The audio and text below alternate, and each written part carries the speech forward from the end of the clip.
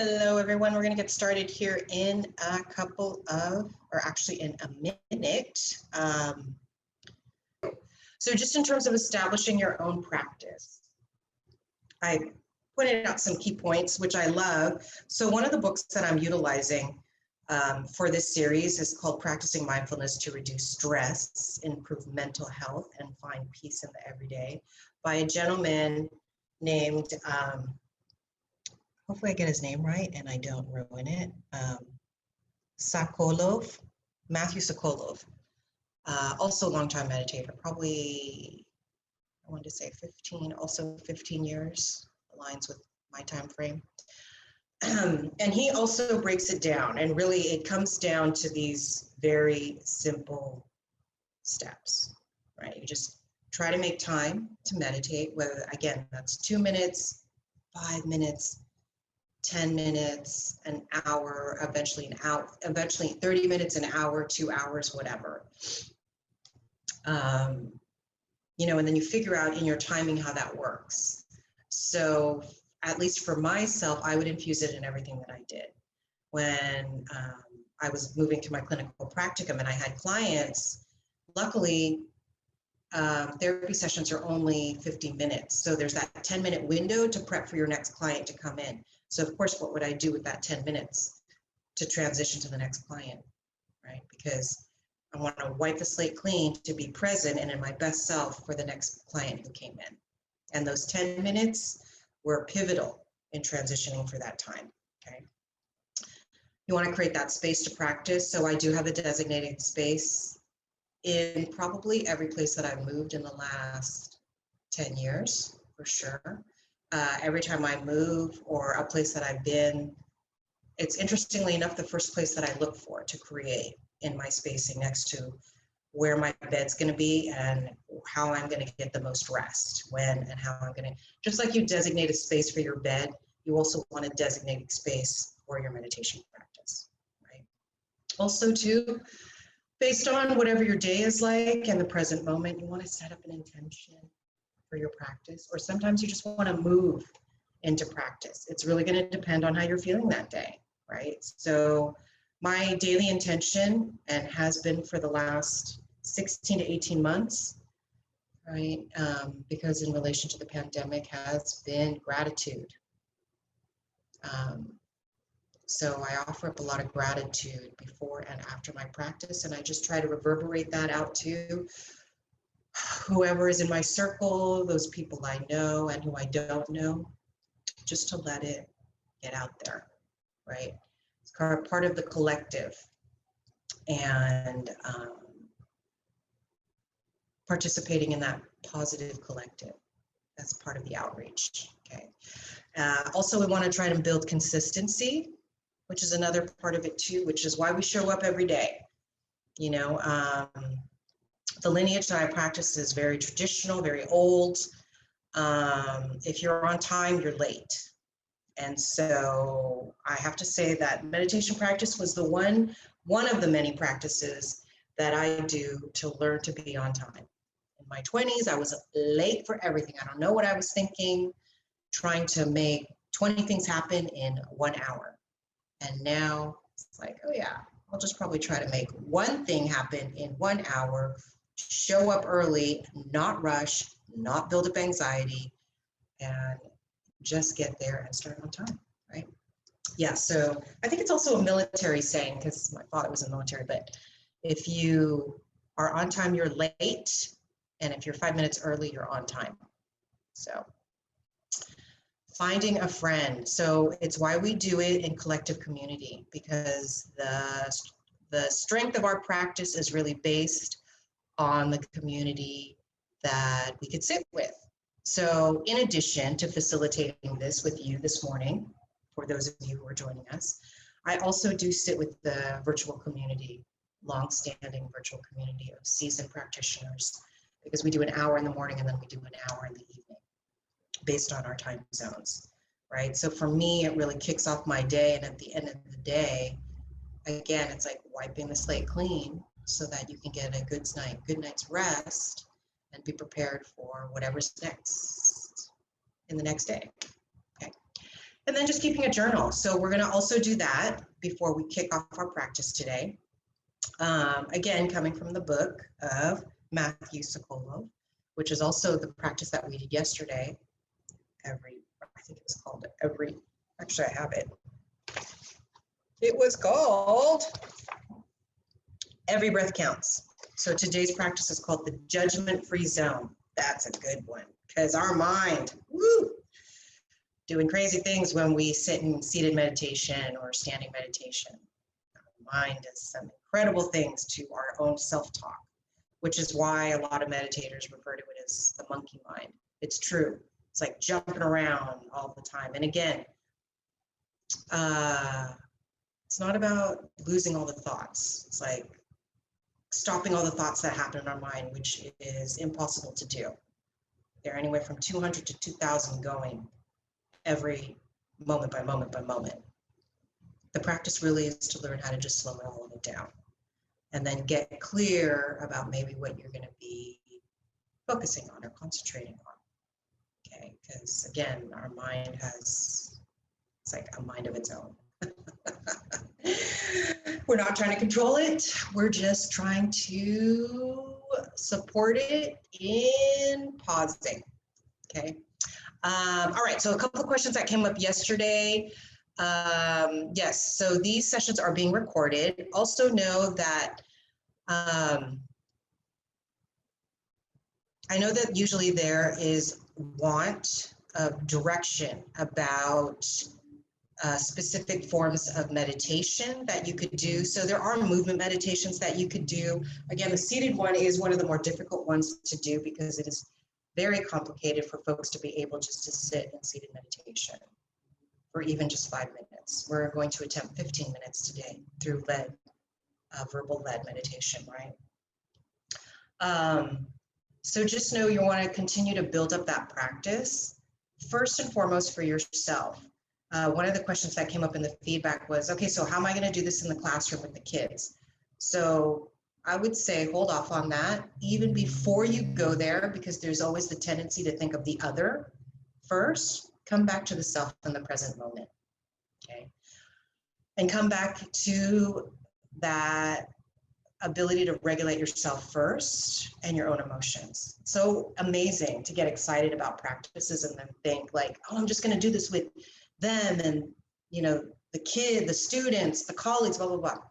And sometimes it's really great to just build your own practice first and then see where it takes you. And I was thinking about this last night based on the curriculum that we have, the online resources. So I taught in the program with the curriculum for 4 years. And actually taught for 2 years and then managed the program. And what I saw from instructional observations was for the instructors in the health and wellness program that contributed to the study from which our curriculum is based on, it's really helpful for the students to learn first how to get into their body and the 2 ways to easily access that, because the body gives direct good feedback, fast, automatic, direct good feedback, is through the breath work that's inclusive in the curriculum, and then through the movement. And then once the younger learners and even adults learn how to be in their body and notice and have those observations in that moment through breath work or movement, then they can settle into a rest. And that might be the 5-minute or 1 minute mindful moment, right? Because then everything in the body is relaxed, which then again, based on the body-mind design, relaxes the mind and focus can sink in to where that is. So we're kind of like actually taking it up a notch and not even, but moving past all of that, we're going to do a little bit of breath work, but we're going straight into the seated practice, right? So it's kind of like already moving through the levels. So just as a suggestion for the students, move them into the breath work and take them into the movement first. And for right now, at least this week, concentrate on your own practice and upon building your own meditation practice, whether that means standing or seated. And then speaking to that, also too, in your place, find whatever's comfortable. So I'm comfortable being seated on the floor because I've been doing this a long time. For many of you, you may want to sit in a chair if that's what you're doing today. Again, bending the knees at a 90-degree angle, make sure the soles of the feet are grounded into the floor, lifting the chest up, sitting on the edge of the seat, so that's an active space that your body is in, okay, to receive and emit in that moment, the meditation. And then palms of the hands onto the knees or the thighs. You can also sit up against the wall, which is what I did for many years until my practice really came into fruition, okay? For those who are standing and who like a standing practice, if you could do that for 15 minutes, you're welcome to stand wherever you are. Again, you can stand against the wall or just stand in the middle of the room if that's the space that you have. Extend the fingertips down, but allow yourself to keep lifting the chest up, right? So that there's more space for the breath to move through, okay? I think those were the majority of the questions. Also too, speaking to, because I want to move into our practice soon, and we are doing 15 minutes today. One of the things I wanted to mention was, I forgot to include it in the series of slides, but you know, we do have a partnership with Headspace, which is that online app. And you can also utilize that to access virtual spoken meditations. And there's also so many ways to do those as well, okay?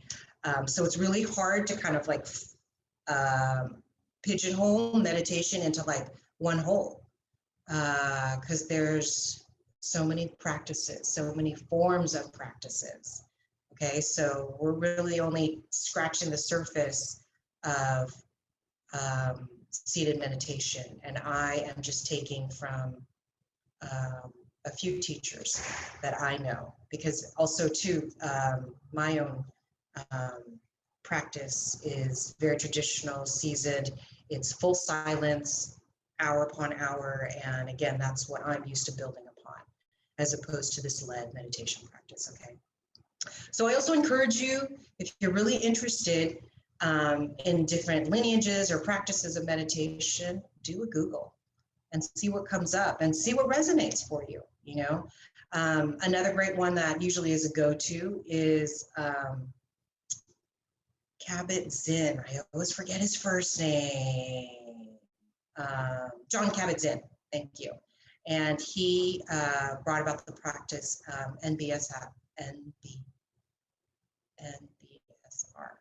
think that's what it is, mindfulness practice.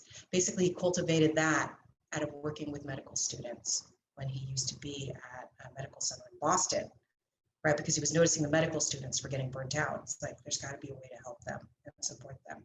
And so created a framework of a meditation practice, actually 8-week course, to build upon a routine so that they could utilize a meditation practice to help them in the work that they do, right? Okay, so that's only one. If you have further questions, feel free to put them in the feedback or just email us at getmovin@pureedging.org. Okay, all right, let's move into our practice. Judgment-free zone. So everybody's sitting up nice and tall or standing. Palms of the hands onto the knees or the thighs. If you're standing, extend the fingertips down. We're going to move into belly breathing, right? You are welcome to take the palm of the hand onto the chest, whichever one.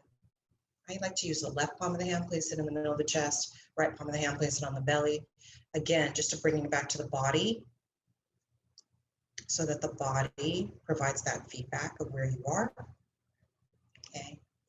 And then again, I invite you to either close the eyes or just take the gaze inward and down. 5 breaths right here. Inhale through the nose. And exhale through the nose or the mouth. And as you continue breathing, notice the rise and fall of the chest and an expansion of the belly.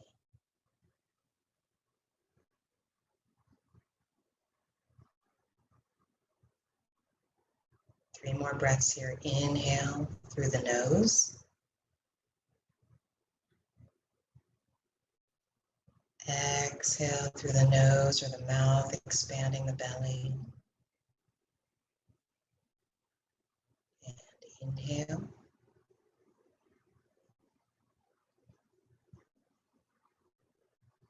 And exhale.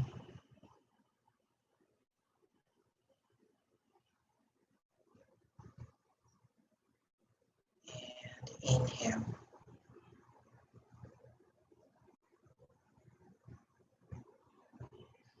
And exhale.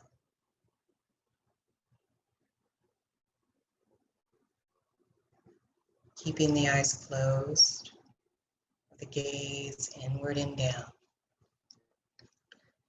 Continuing to breathe at your own pace, and allowing yourself to settle into your body.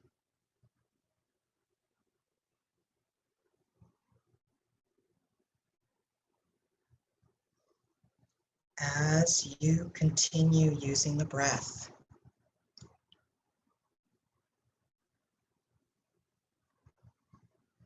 inviting both awareness and relaxation into the body and into the mind.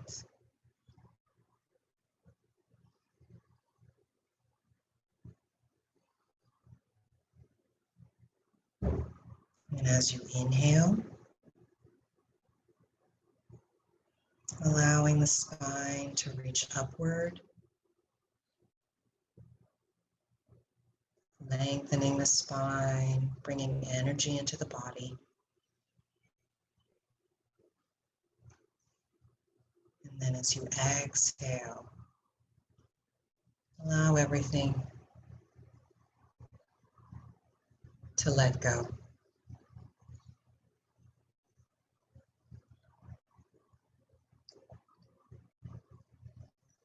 Notice if you're clenching your jaw and let the jaw go slack.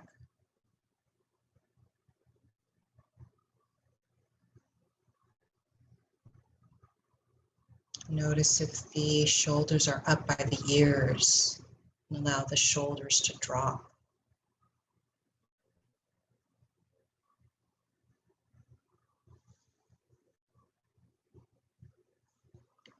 And then just allow softening of the muscles around the belly as you continue to inhale and exhale.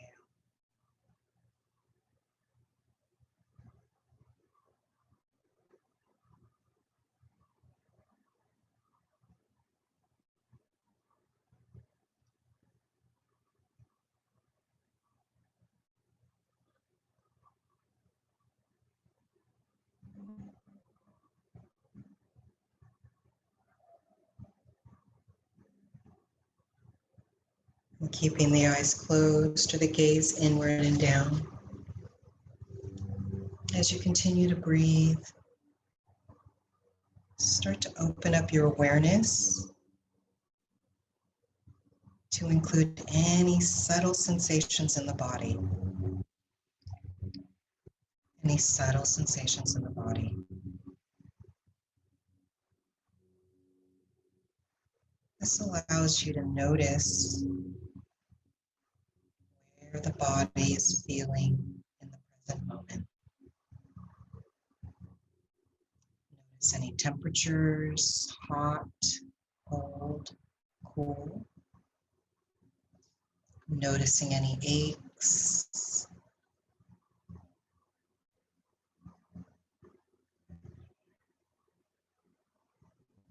Notice any tingling.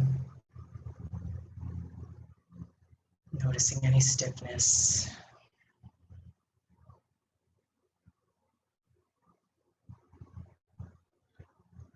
And as you continue to breathe,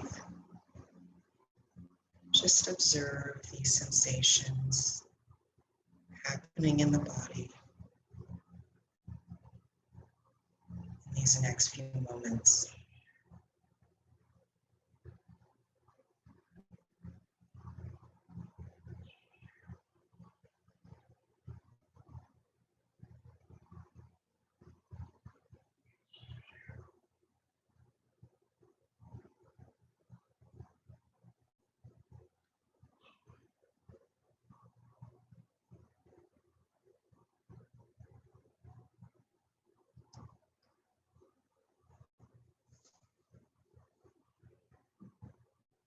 And as you continue to keep the eyes closed or the gaze inward and down, just keep opening yourself up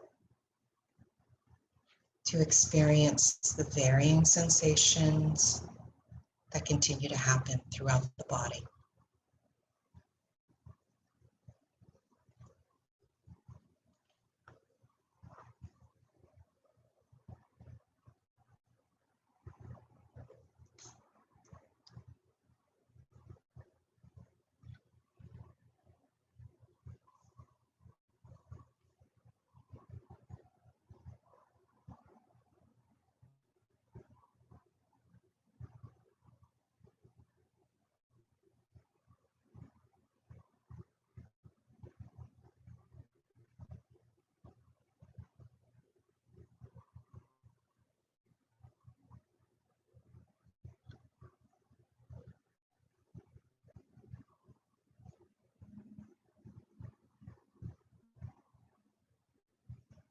And as you continue to keep breathing, and as you continue to settle into the practice,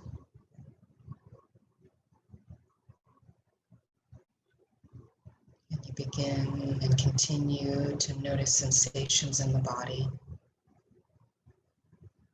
gently allowing yourself to notice when the mind begins to judge. Just notice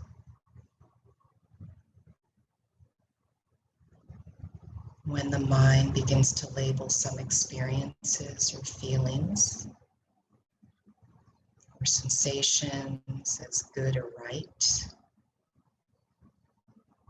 and others as bad or wrong.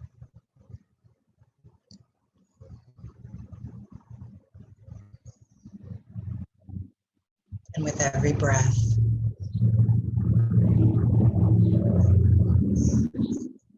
not encouraging, discouraging these judgments, just allowing yourself to notice them as they come up. And as you continue to breathe, just breathing into more observation.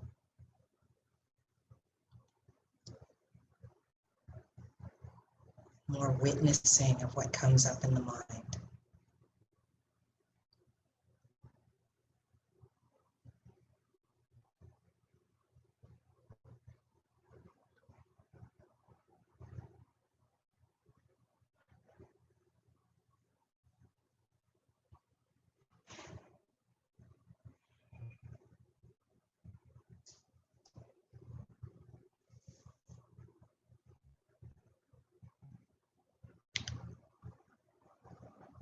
And then as you continue to keep the eyes closed or the gaze inward and down,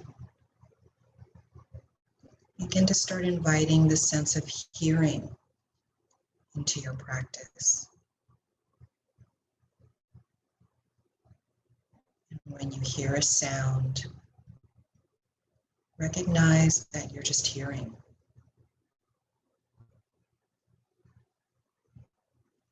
And again, if a judgment arises about the sound, recognize it, but don't try to do anything about it, just let it go.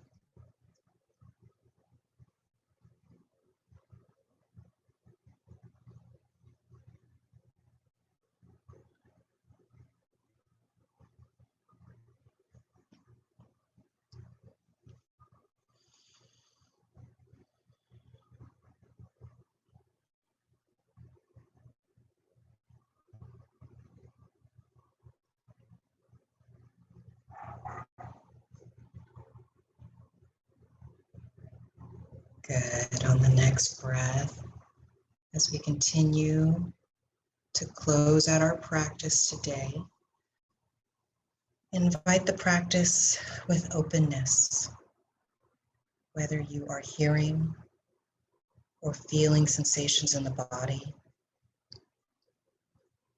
or attached into a thought.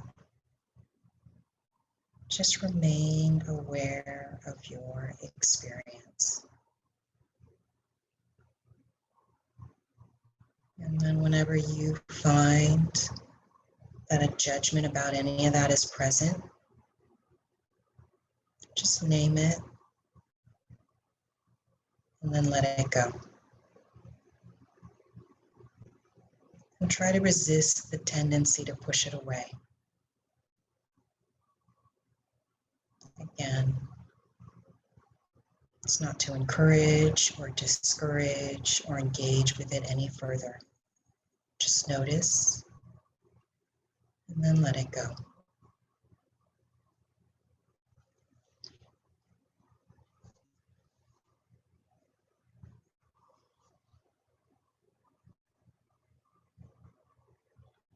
And then deepening your breaths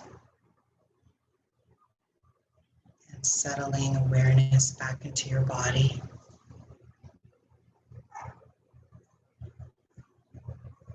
On the next breath, lowering the chin down towards the chest. On the next breath, slowly opening the eyes if you haven't already, allowing the gaze to come into focus at its own time. And then on the next breath, slowly lifting the chin up, and I'll meet you back on the screen.